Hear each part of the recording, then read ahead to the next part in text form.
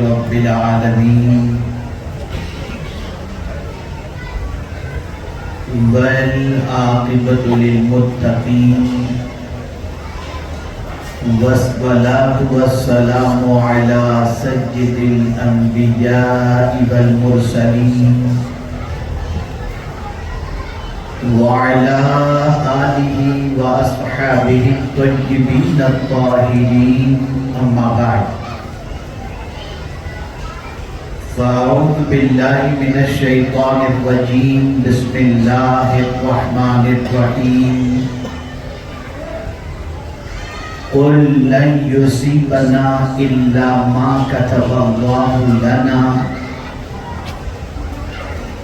وهو مولانا وعلى الله فليتوكل المؤمنون صدق الله العظيم.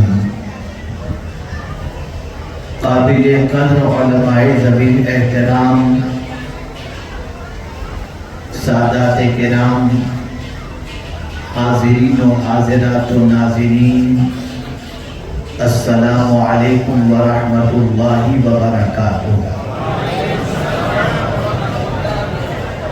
میرے پیارے آقا صلی اللہ تعالی علیہ وسلم کے پیارے دیوانوں اور خواتین اسلام، جس آیے کریمہ کی تلاوت کا میں نے شرف حاصل کیا، اس سے متعلق کچھ معروضات پیش کرنے سے پہلے آقائے کریم رؤوف الرحیم علیہ التحیۃ والتسلیم کی بارگاہ بے کس پناہ میں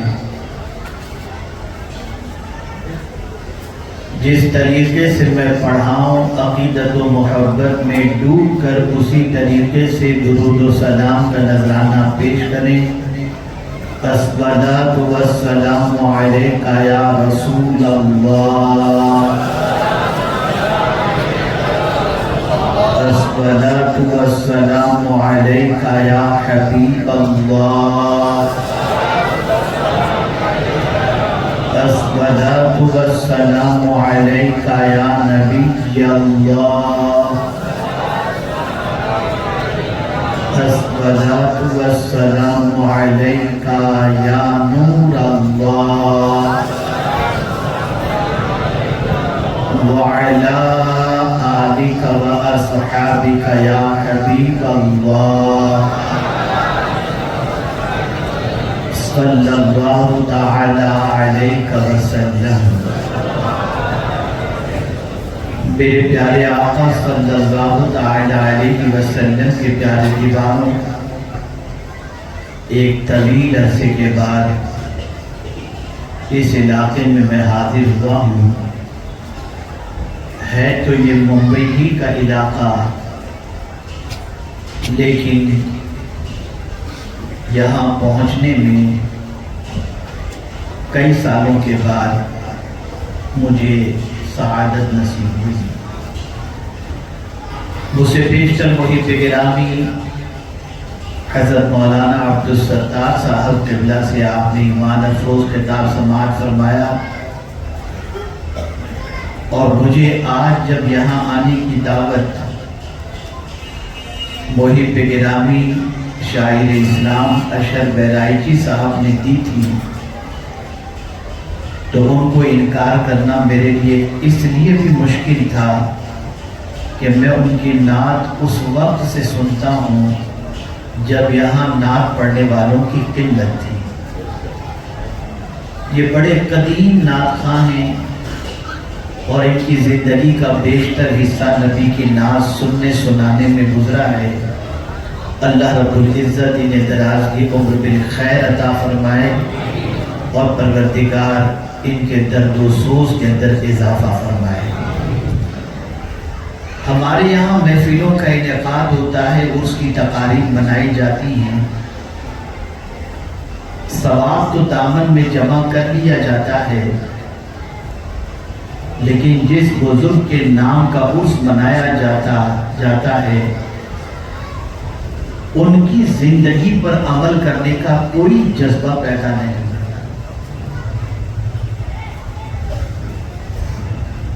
وجہ کیا ہے؟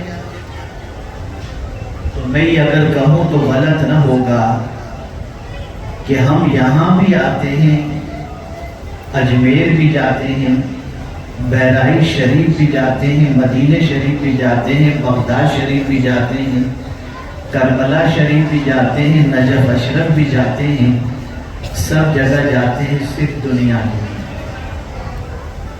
کہ وہاں پہنچیں تو دنیا کی ہماری پریشانیاں دور ہو جائیں، وہاں پہنچ کر کے بچی کی شادی کے حوالے سے دعا کر دیں، وہاں پہنچ کر کاروبار تیزی سے چلنے لگے اس کی دعا کر لیں، وہاں پہنچ کر قرض اتر جائے اس کی دعا کر لیں۔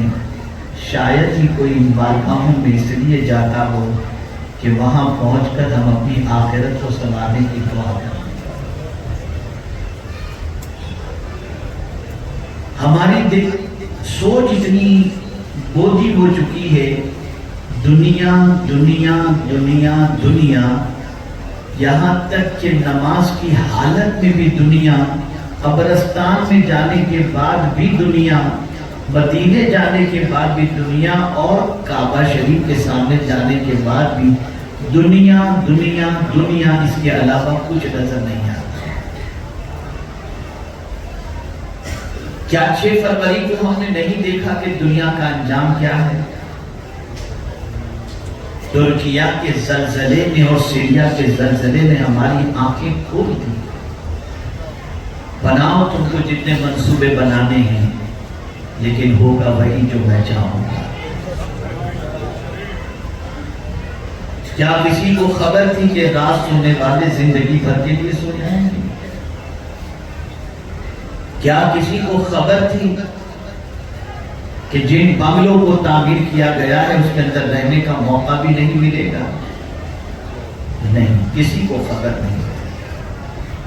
جس طرح سے آج ترکیہ کا ایک علاقہ زلزلے سے متاثر ہوا، سیریا کا علاقہ زلزلے سے متاثر ہوا، ایک دن پوری دنیا کا حال نہیں ہوگا۔ اذا زلزلت الارض زلزالہا، ساری زمینیں ہلا دی جائیں گی اور ساری دنیا ویران ہو جائے۔ ایک مقام تو کیا، ایک درخت بھی زمین پر نہیں ہوگا، سناٹا، سب فنش۔ ہم نے کبھی سوچا اس کے بارے میں؟ مجھ سے بلکہ میرے پاس کچھ لوگوں نے واٹس ایپ بھیجا کہ پیشن گوئی ہے کہ 48 سے 72 گھنٹے میں ہندوستان، پاکستان، افغانستان اور 9 دوسرے ملکوں میں اسی طریقے کا زلزلہ آئے گا۔ حضرت اس کے بارے میں دعا کیجیے۔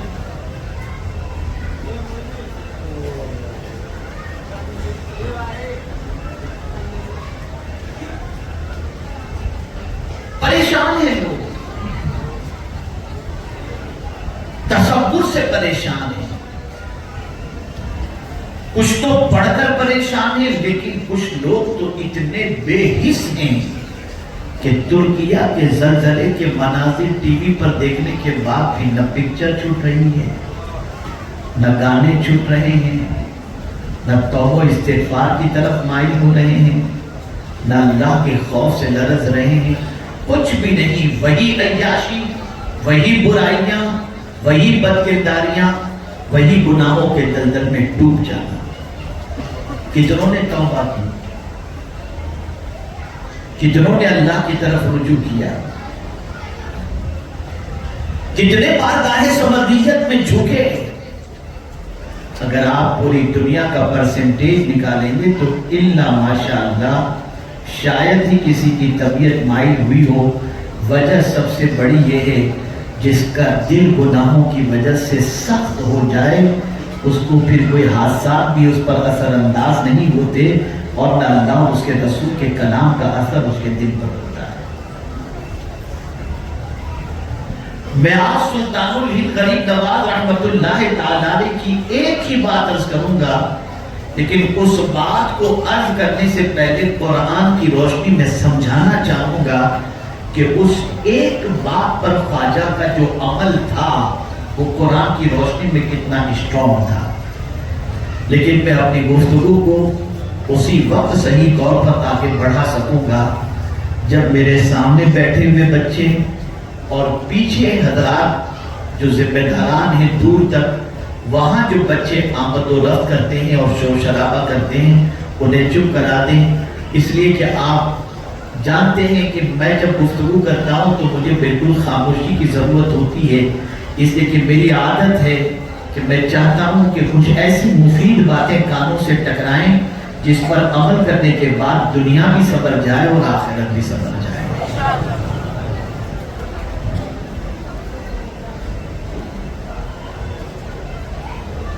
سورہ توبہ کی میں نے ایک آیت تلاوت کی،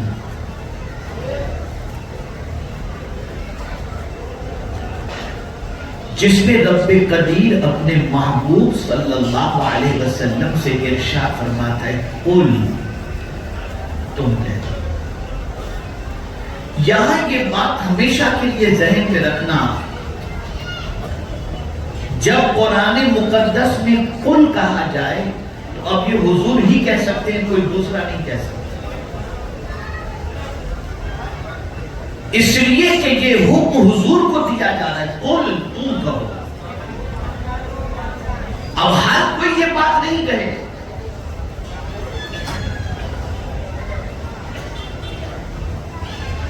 اسی لیے جب قرآن نے کہا قل انما انا بشر مثلکم، تو یہ حضور کہہ سکتے ہیں، آدمی نہیں کہہ سکتا، یہ کہنے کا حق حضور ہی، اس لیے کہ رب نے حضور سے فرمایا قل، آپ نے کب سے کہنا شروع کر دیا کہ حضور ہماری طرح ہے۔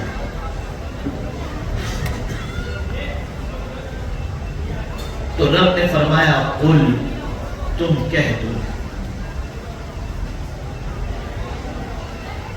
لن یصیبنا الا ما کتب اللہ لنا،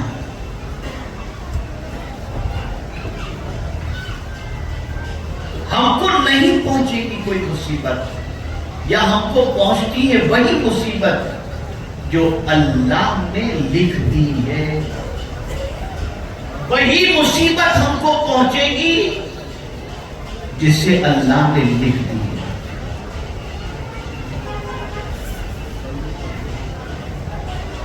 اگر اللہ نے مصیبت نہیں لکھی تو نہیں آئے گی، اور اللہ نے مصیبت لکھ دی ہے تو کوئی ٹال نہیں سکتا۔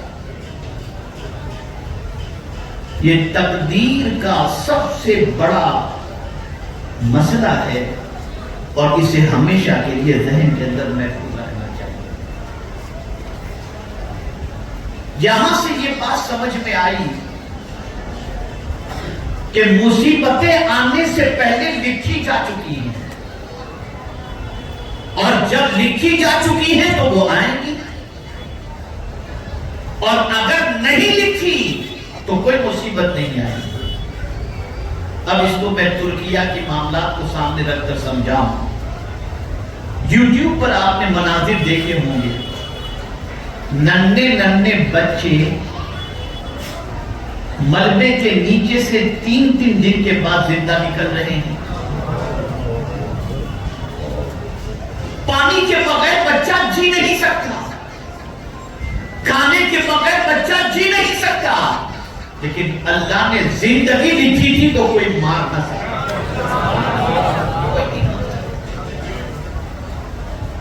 قدرت نے اس کی زندگی لکھی تھی، وہ جیے گا،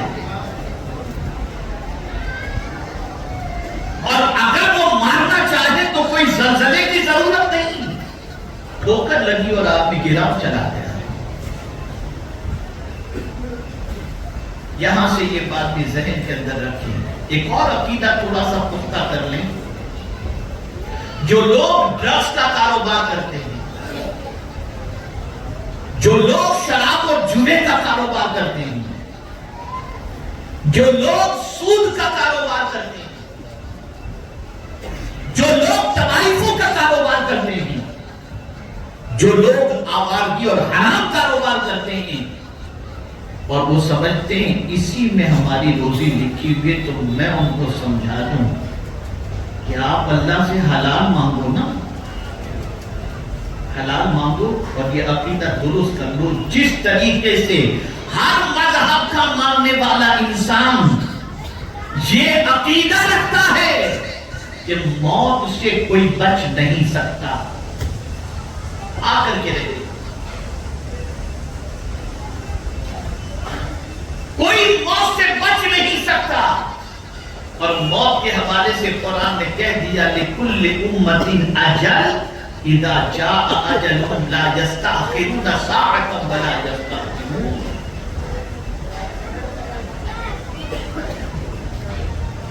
اور پھر موت کی جگہ نہیں بتائی گئی کہاں مرو گے، کوئی نہیں جانتا۔ مَا تَدْرِي نَفْسٌ بِأَيِّ أَرْضٍ تَمُوتُ، کہ زمین پر تم مرو گے تمہیں نہیں معلوم۔ حضرت سلیمان علیہ الصلوۃ والتسلیم کے پاس ایک شخص موجود تھا، آپ بھی تشریف فرما تھے۔ حضرت اسرائیل علیہ السلام لباس بشری میں تشریف لائے، اس کو گھر رہے تھے۔ اس شخص نے حضرت سلیمان علیہ السلام سے عرض کیا کہ حضور یہ مجھے گھر رہا ہے۔ تو آپ نے فرمایا تم کیوں گھر رہے ہو؟ تو حضرت اسرائیل علیہ السلام عرض کرتے ہیں یا سلیمان علیہ السلام اس کی روح تو مجھے چین میں قبض کرنی تھی، یہ ابھی تک یہاں بیٹھا ہوا ہے۔ تو حضرت سلیمان علیہ السلام سے اس شخص نے مان رہے تھے اس لیے مجھے گھر رہے، مجھے کہیں بھیج دو، ہوا میں اڑا کر چین بھیج دیا، وہاں اسرائیل علیہ السلام پہنچ کر روح قبض کر لیا۔ موت ایسی سچائی ہے جس سے کوئی بچ نہیں سکتا۔ بیٹا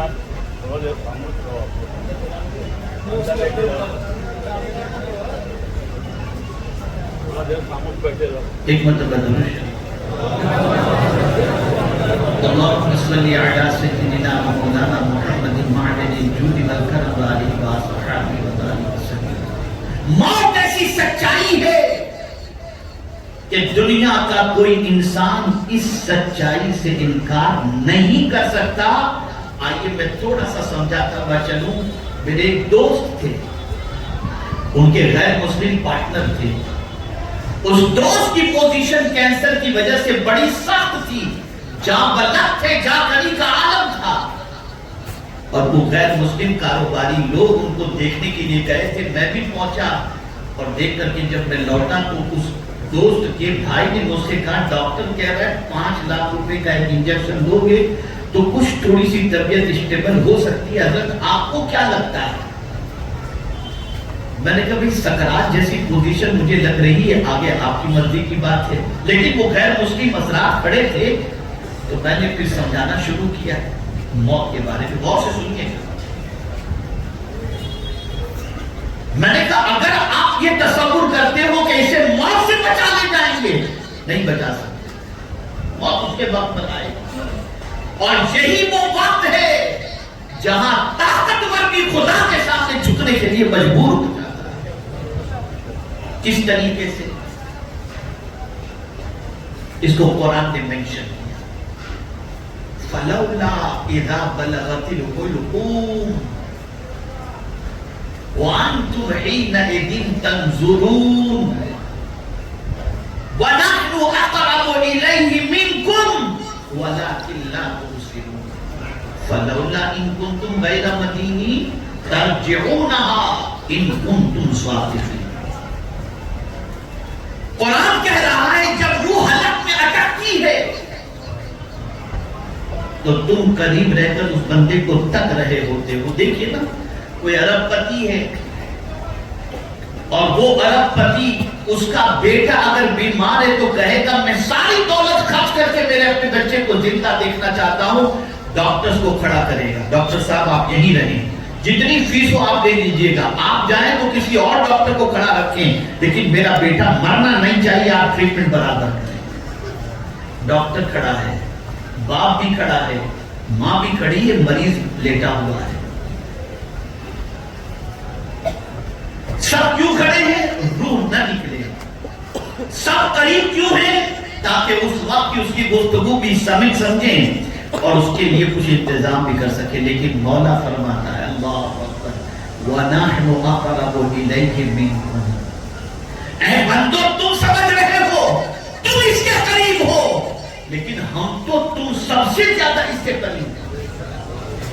یہ اللہ فرما رہا ہے. تم سمجھ رہے ہو کہ تم اس کے قریب ہو. اللہ فرماتا ہے تم سے زیادہ تو ہم اس کے قریب ہیں. وَلَٰكِن لَا تُبْصِرُونَ، لیکن تم ہم کو دیکھ نہیں سکتے. اور پھر آگے قرآن کہتا ہے لگاؤ تمہارا سورس جتنا لگانا ہے، ڈاکٹر بلاؤ، قریب کھڑے رہو، خود کو طاقتور سمجھ رہے ہو، قوت والا سمجھ رہے ہو، آؤ اس وقت میں تمہیں چیلنج کر رہا ہوں. یہ میرے مولا کا چیلنج ہے. کیا چیلنج؟ فَلَوْلَا إِن كُنتُمْ غَيْرَ مَدِينِينَ تَرْجِعُونَهَا إِن كُنتُمْ صَادِقِينَ.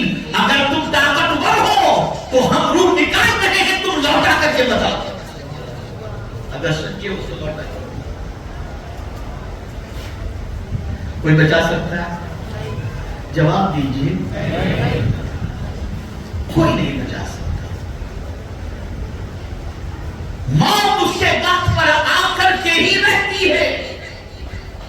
تو توجہ چاہوں گا، یقین رکھو جس وقت تمہاری موت لکھی ہے وہ اس وقت آ کر کے ہی رہے گی. ایسے ہی آج کے اس جلسے کے اندر سب یہ بات ذہن کے اندر رکھو، تمہاری تقدیر میں اللہ نے جتنا رزق لکھا ہے وہ تم کو مل کر کے ہی رہے. تمہاری روزی تم سے کوئی چھین نہیں سکتا. اللہ نے جتنی تمہاری تقدیر میں روزی لکھی ہے وہ تمہیں مل کر کے رہے گی. اس لیے خدا کے لیے حرام کمائی کی طرف کبھی توجہ مت دینا، اس لیے کہ اللہ عز و جل کو حلال پسند ہے اور تمہارے حصے کی حلال روزی تمہیں مل کر کے رہے گی. تو قرآن کہتا ہے قُلْ لَن يُصِيبَنَا إِلَّا مَا كَتَبَ اللَّهُ لَنَا، مگر وہی تمہیں پہنچے گا، وہی ہم کو پہنچے گا جو کچھ اللہ نے ہمارے لیے لکھ دیا. دنیا تمہیں مصیبت دینا چاہے اور اللہ نہ چاہے تو کچھ نہیں، اور دنیا تمہیں راحت دینا چاہے اور اللہ نے قسمت میں مصیبت لکھی ہے تو کوئی ٹال نہیں سکتا، کوئی ٹال نہیں سکتا. یہی وجہ ہے کہ اللہ کے برگزیدہ بندوں نے اللہ کے فیصلے پر اپنے آپ کو سرنڈر کر دیا. میری بہنیں موجود ہیں، ایک بڑی پیاری بات ان کو سمجھا دوں. ایک بڑھیا ضعیفہ خاتون جا رہی تھی، پیر کا ناخن نکل گیا. میں اکثر یہ واقعہ بیان کرتا ہوں جب موضوع کی مناسبت سے آ جاتا ہے.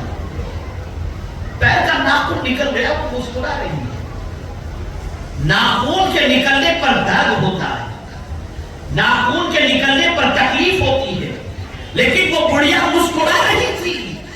لوگوں نے کہا مائی تجھے درد نہیں ہوتا؟ تو جواب میں کہتی ہے نہیں مجھے کچھ بھی نہیں. کہا میں مسکرا کیوں رہی ہوں؟ تو اس کا جواب سنیے. وہ کہتی ہے اچھا یہ بتاؤ کیا میں چاہتی تھی میرا ناخن نکلے؟ لوگوں نے کہا نہیں. کہا پھر کس کے چاہے سے ناخن نکلا؟ کہا رب کے چاہے سے. تو بولے میں اس لیے مسکرا رہی ہوں کہ مولا تو جس میں راضی اس میں بھی راضی.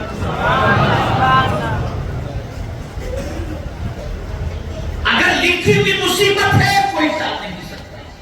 ترکیہ کی مصیبت لکھی تھی، سیریا کی مصیبت لکھی تھی، ان کی موت اس وقت کی لکھی ہوئی تھی، آ کر کے رہی، کوئی بچا نہیں سکتا. اب جب مصیبت، پریشانیاں، تکالیف تقدیر میں لکھی ہوئی ہیں اور ہم تقدیر پڑھنے کی طاقت بھی نہیں رکھتے کہ کیا لکھا ہوا ہے کیا نہیں لکھا، کل مصیبت آئے گی کہ راحت ہمیں نہیں معلوم، تو ہمیں کیا کرنا چاہیے؟ تو ہمیں فرمایا گیا کہ اپنے رب سے اچھی امید رکھو، اور جیسی تم امید رکھو گے مولا اسی طرح سے تمہارے ساتھ پیش بھی آئے. اس لیے کہ جو تقدیر لکھنے والا ہے قلم تو خشک ہو گیا، لیکن سب کچھ اس کے دست قدرت میں، اس سے کوئی پوچھنے کی طاقت اور ہمت نہیں رکھتا. وہ جو چاہے کرے گی. ربک فعال لما یرید، کوئی پوچھنے والا نہیں ہے، وہ خالق ہے، وہ مالک ہے، جو چاہے وہ کرے۔ اب جب یہاں تک بات سمجھ میں آ گئی کہ مصیبتیں وہی ہم کو پہنچیں گی جو اللہ نے ہمارے حصے میں لکھ دی ہیں، اور ہم نہیں جانتے کہ ہمارے حصے میں اللہ نے مصیبت لکھی ہے یا راحت لکھی ہے، تو اپنے رب سے اچھی امید رکھیں کہ مولا تو رحمان و رحیم ہے، ہمیں تجھ سے امید ہے کہ تو کرم کی نظر فرما ہے۔ آگے فرمایا ہوا مولانا۔ اب دیکھیں نا قرآن کا اسلوب دیکھیے، اللہ ما کتب اللہ فرمایا، اور فرمایا ہوا مولانا، جس نے ہماری تقدیر لکھی ہے وہی تو ہمارا مولا ہے، وہی تو ہمارا مالک ہے، وہی تو ہمارا پالنہار حقیقی ہے، اور خدا کی قسم اس سے بڑا کوئی مہربانی کرنے والا ہے ہی نہیں، وہ سب سے بڑا مہربان ہے، اور اس کی عطا سے اس کے محبوب صلی اللہ علیہ وسلم رحمت للعالمین ہے۔ انسانوں کے حضور سے زیادہ کوئی غمخوار نہیں ہے، اور معبود برحق سے بڑھ کر کے کوئی رحمان و رحیم نہیں۔ اب یہاں تک جب بات آ گئی، اب کیا کرنا چاہیے؟ وہی ہمارا مولا ہے، ہم کہتے بھی ہیں ہمیں پیدا تو نے کیا، زندگی تو نے عطا فرمائی، موت تیرے دست قدرت میں، رزق تیرے دست قدرت میں، عزت تیرے دست قدرت میں، ذلت تیرے دست قدرت میں، تو ہی ہمارا مولا ہے۔ ہم نے جب یہ کہہ دیا تو اب قرآن کہتا ہے وَعَلَى اللَّهِ فَلْيَتَوَكَّلِ الْمُؤْمِنُونَ۔ اب مومنین کو چاہیے کہ جس کو تم مولا کہہ رہے ہو اسی پر تم بھروسہ کرو۔ تمہارا بھروسہ تمہارے رب پر ہونا چاہیے، تمہارا بھروسہ تمہارے پالنہار حقیقی پر ہونا چاہیے، تمہارا بھروسہ خالق کائنات پر ہونا چاہیے۔ اپنے رب پر توکل کرو، کامل بھروسہ کرو، اور قرآن نے کہہ دیا وَمَن يَتَوَكَّلْ عَلَى اللَّهِ فَهُوَ حَسْبُهُ، جو اللہ پر بھروسہ کر لے اللہ اس کے لیے کافی ہے۔ اور یہ بھروسے کا معاملہ اللہ نے حضور سے بھی فرمایا۔ اولیاء کرام کی پوری زندگی اللہ پر توکل کرنے میں گزری ہے، مخلوق پر کبھی بھروسہ نہیں کیا۔ مخلوق پر اسی پر مولا علی کی ایک بات مجھے یاد آتی ہے۔ آج کل تو بہت ساری مولا علی سے منسوب غلط باتیں بھی کی جاتی ہیں، لیکن مولا علی کو پڑھنا ہے۔ ایک کتاب تحریر کی طرف سے شائع ہونے والی ہے انشاءاللہ، مولا علی مشکل کشا رضی اللہ تعالی عنہ کے تقریباً 100 سے زائد اقوال جو آتھینٹک ہیں وہ اقوال ہیں۔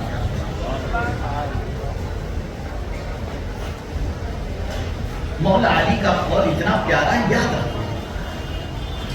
ارشاد فرماتے ہیں توکل کے بارے میں، اللہ پر بھروسے کے بارے میں، فرماتے ہیں جو تمہارے پاس ہے، توجہ چاہوں گا، جو تمہارے پاس ہے اس پر بھروسہ کرنے کی بجائے جو رب کے پاس ہے اس پر بھروسہ کرو، اس لیے کہ تمہارے پاس تو کل ختم ہو جائے گا، اور مولا کے پاس تو کبھی ختم ہونے والا ہے ہی نہیں۔ وَإِن مِّن شَيْءٍ إِلَّا عِندَنَا خَزَائِنُهُ، اللہ فرماتا ہے میرے پاس صرف ایک چیز کا خزانہ، ساری چیزوں کا خزانہ میرے پاس ہے۔ آج انسان پر آدمی بھروسہ کر لیتا ہے، قدرت پر نہیں کرتا۔ کبھی آپ نے ایک چھوٹی سی چڑیا کو دیکھا؟ وہ درخت کے ڈال پہ پتلی سی ڈال لیکن سو جاتی ہے آرام سے، آپ لگ جاتی ہے، نہ دائیں جانب کوئی دیوار نہ بائیں جانب کوئی دیوار، کوئی سنبھالنے والا نہیں، درخت کی ڈال پر ہے وہ سو جاتی ہے۔ ایک چڑیا تجھے گرنے کا ڈر نہیں لگتا؟ تو جواب دے گی چڑیا میرا مولا بہت بڑا ہے، اس پر میرا توکل ہے۔ اسی لیے حضور نے مثال بھی جب پیش فرمائی تو فرمایا جس طریقے سے پرندے اللہ پر بھروسہ کرتے ہیں ایسے بندہ خدا پر بھروسہ کر لے تو جس طرح اللہ پرندے کو رزق عطا کرتا ہے ایسے بندوں کو رزق عطا۔ اب یہاں ظاہر سی بات ہے میں کس علاقے میں آیا ہوں، ایسا نہیں کہ سارے ان پڑھ لوگ ہیں، ماشاءاللہ کافی پڑھے لکھے لوگ ہوں گے۔ ایک نقطہ عرض کر دیتا ہوں، تاریخی جملہ زندگی بھر کے لیے یاد رکھنا۔ ہماری پوزیشن یہ ہوتی ہے ہم اپنے بچے کو قیمتی موبائل دلاتے ہیں، قیمتی گاڑیاں دلاتے ہیں، قیمتی کھلونے دلاتے ہیں، قیمتی کپڑے پہناتے اور سوچتے ہیں یہی ہمارے بچوں کی ضرورت ہے۔ چڑیا سے آپ سیکھو، کس سے؟ بولیے، چڑیا اپنے بچے کے لیے گھونسلہ نہیں بناتی، اڑنا سکھاتی۔ تم جینا سکھاؤ اپنے بچوں کو، جینے کا طریقہ سکھاؤ، کیسے جینا چاہیے، انہیں اخلاق سکھاؤ۔ پوچھا کسی پوچھنے والے نے پیغمبر رحمت صلی اللہ علیہ وسلم سے کہ ماں باپ کی طرف سے اولاد کے لیے سب سے بڑا تحفہ کون سا ہے؟ تو رسول اعظم صلی اللہ علیہ وسلم نے فرمایا ماں باپ کی طرف سے اولاد کے لیے سب سے بڑا تحفہ اچھے اخلاق ہیں۔ یہ سب سے بڑا تحفہ، اور یہ ہم سکھاتے نہیں تھے کہ کوئی اخلاق گرے ہوئے، کوئی اخلاق سے۔ تو عرض یہ کر رہا تھا توکل۔ غزوہ خندق کے موقع پر صحابہ کرام علیہم الرضوان کی ستائش اشتہادی ہوئی اور اس کی وجہ سے 70 صحابہ شہید ہو گئے۔ تو حضور صلی اللہ علیہ وسلم سے رب قدیر نے فرمایا گناہ میں آ گئے، فاعف عنہم، میرے محبوب کو معاف کر دے۔ اور پھر فرمایا واستغفر لہم، اور ان کے لیے مغفرت کی دعا بھی کرو۔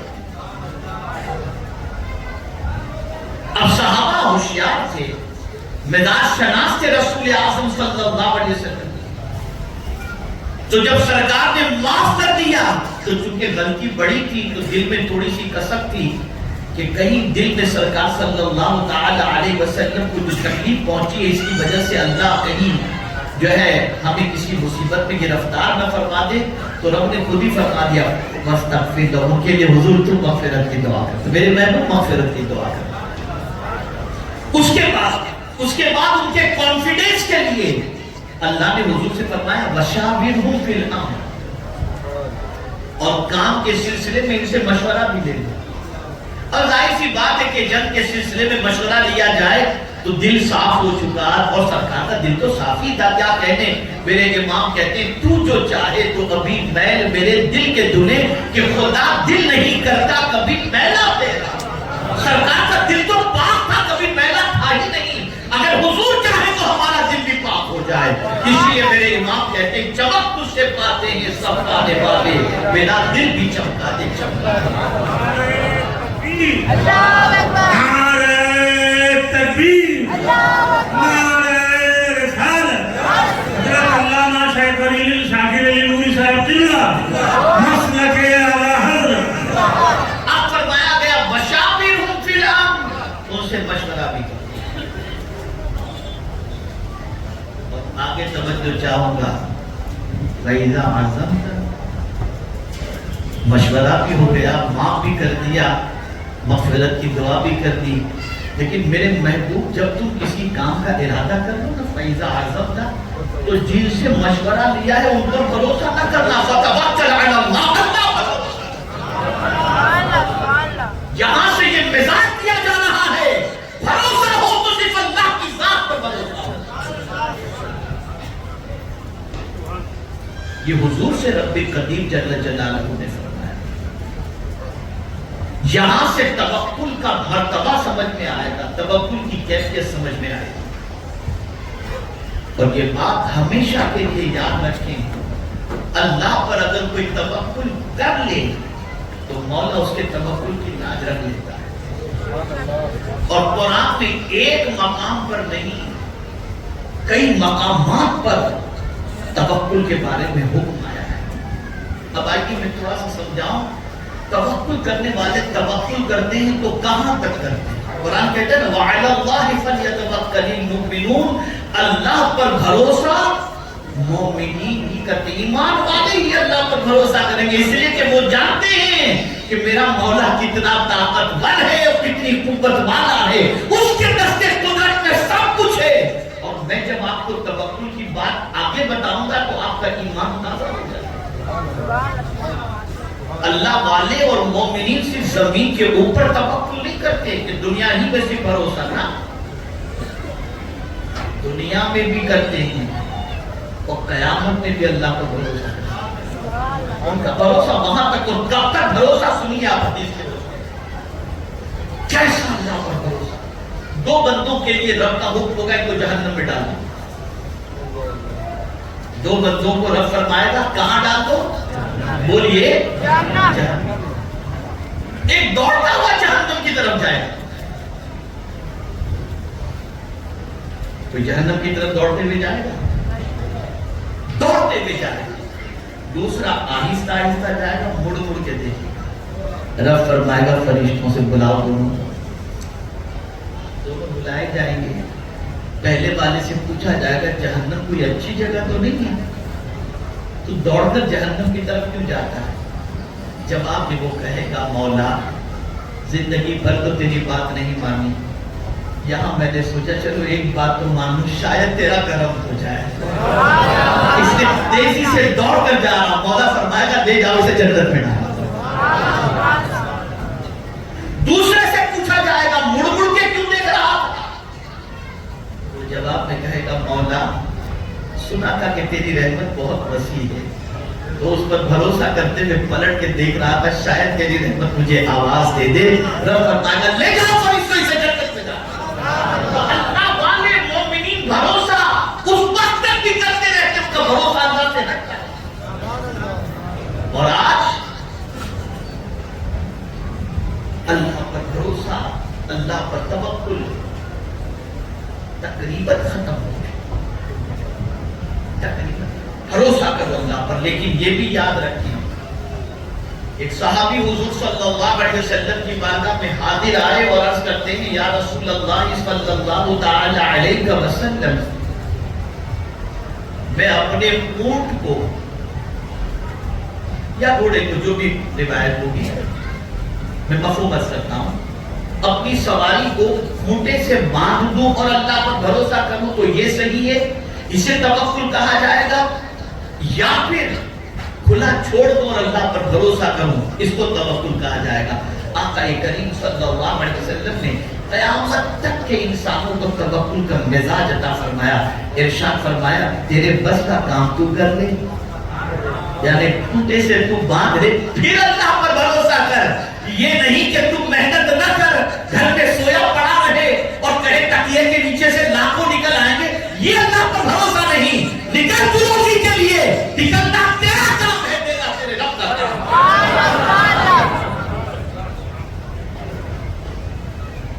اس کو کہتے ہیں اللہ پر بھروسہ کرو، کامل بھروسہ کرو.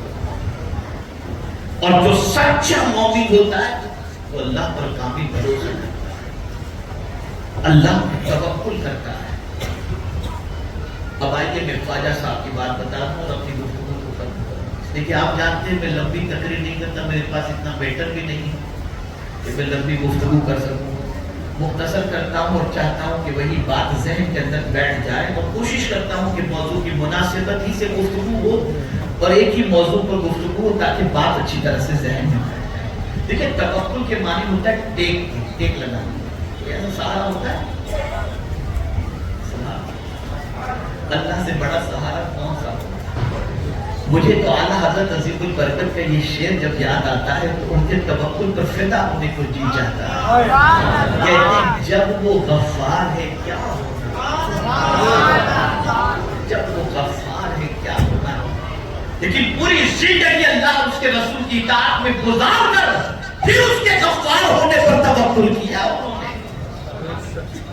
یہ نہیں کہ نمازیں چھوڑ دی اور اللہ معاف کرنے والے نہیں، جماعت بھی انہوں نے نہیں چھوڑی، پھر اللہ پر بھروسہ کیا، سنتوں پر عمل کیا، پھر اللہ پر بھروسہ کیا.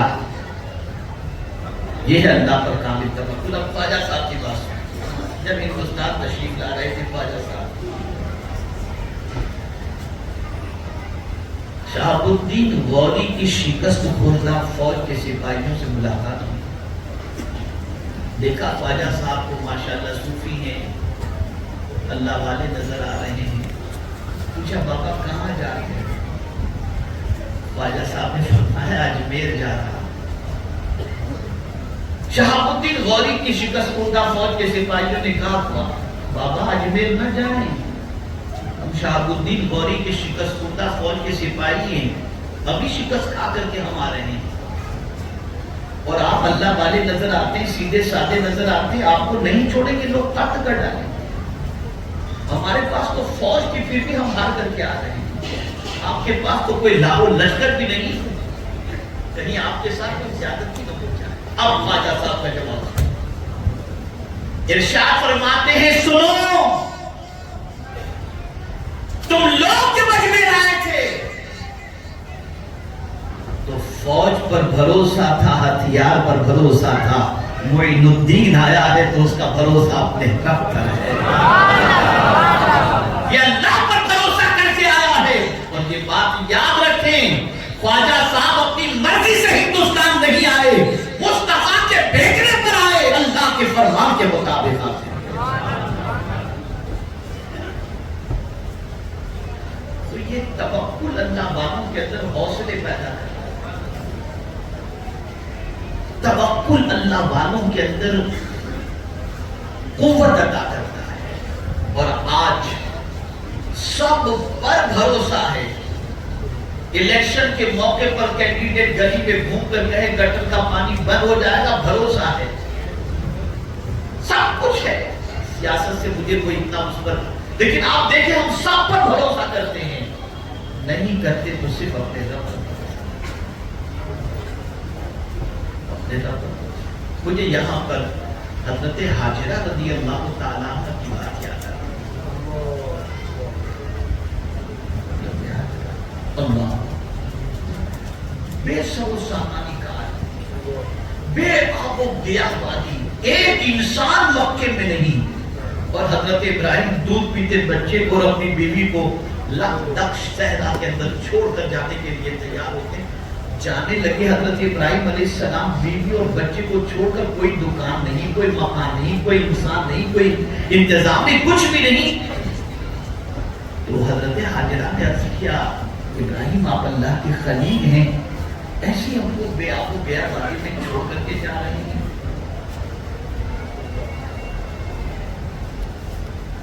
آپ نے کہا ہم واپس چھوڑ کے جا رہے ہیں. تو پھر انہوں نے کہا کہ کیا اللہ کے حکم سے چھوڑ کر جا رہے ہیں؟ تو حضرت ابراہیم علیہ السلام نے فرمایا ہاں اللہ کا یہی حکم ہے کہ تمہیں یہاں چھوڑ کر کے جاؤ. کہا پھر جائیں گے, ہم اللہ پر بھروسہ کرتے وہ ضائع نہیں کریں. اور پھر دنیا نے دیکھا وہی مکہ آباد ہو گیا, اور دنیا نے دیکھا کہ حضرت اسماعیل کی ٹھوکروں سے زمزم جاری ہو گیا. 4000 سال سے زیادہ کا عرصہ گزر گیا, آج بھی پانی جاری ہے. یہ تھا اللہ پر بھروسہ, یہ تھا اللہ پر. اللہ پر کامل بھروسہ رکھو, اللہ پر یقین رکھو, اور اللہ عز و جل کی اطاعت کرو, اللہ کے رسول صلی اللہ علیہ وسلم کی اطاعت کرو.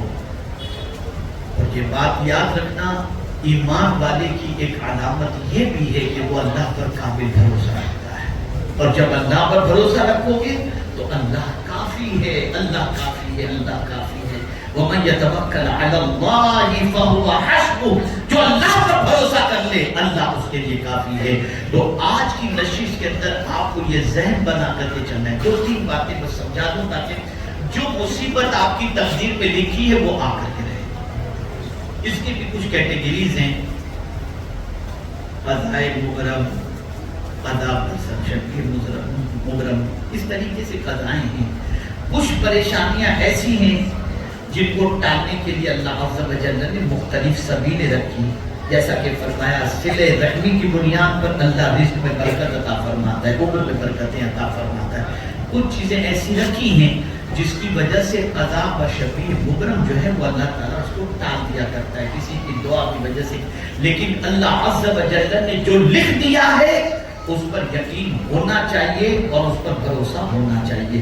تو میرے پیارے آقا صلی اللہ تعالی علیہ وسلم کے پیارے دیوانوں، یہ بات اپنے ذہن کے اندر رکھیں کہ جو مومن ہوتا ہے وہ اللہ